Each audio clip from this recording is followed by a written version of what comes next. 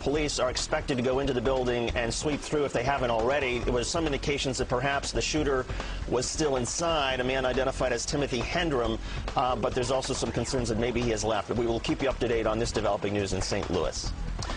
Meantime, Gilbert Arenas, a guard for the NBA's Washington Wizards, has been suspended indefinitely for an incident in which he and a teammate both allegedly displayed guns in their locker room. To make matters worse, Arenas jokingly made pistols with his fingers to jab at his teammates during a game Tuesday night. That was apparently the last straw for Commissioner David Stern. He has insisted that Arenas is not fit to take the court right now. Arenas says he respects the decision to be suspended. Eric Konohia is the president and CEO of BPI Group, which provides security for athletes, celebrities, and foreign dignitaries. And Eric, the NBA is suggesting that they want athletes now to essentially go out and get their own personal security if they're inclined to somehow pack heat. What do you make of that argument by the NBA? I think it's a great idea, but I think it's a day late of what they should have been doing in the beginning. There are countless incidences where NBA and NFL players have been targeted for various reasons and have been murdered for various reasons. This is something that the NBA and the NFL should have been stressing to their players a long time ago.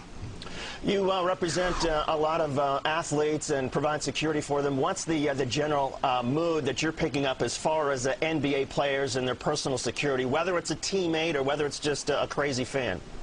Right now, there have been various phone calls coming in as far as the pricing for security, and that's pretty much the biggest idea. The biggest question right now is how much does it cost? I think that for most of these players, the cheaper option is to buy a gun, but it's actually the wrong option.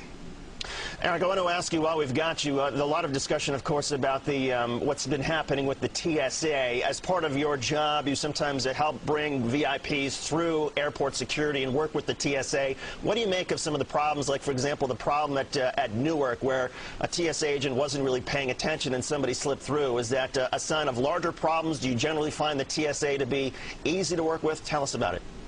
And most of the airports that we've come through, TSA has been pretty easy to come through, but because we're in the security field, I'm pretty much watching what they're doing. And for me, the bigger issue is post integrity. The ladies and gentlemen that are working there are pretty much overworked. Their shifts are long. There's no real good post integrity in terms of where you're supposed to be. But for the most part, I haven't seen any problem as far as expediting my CEOs or my protectees through the airport.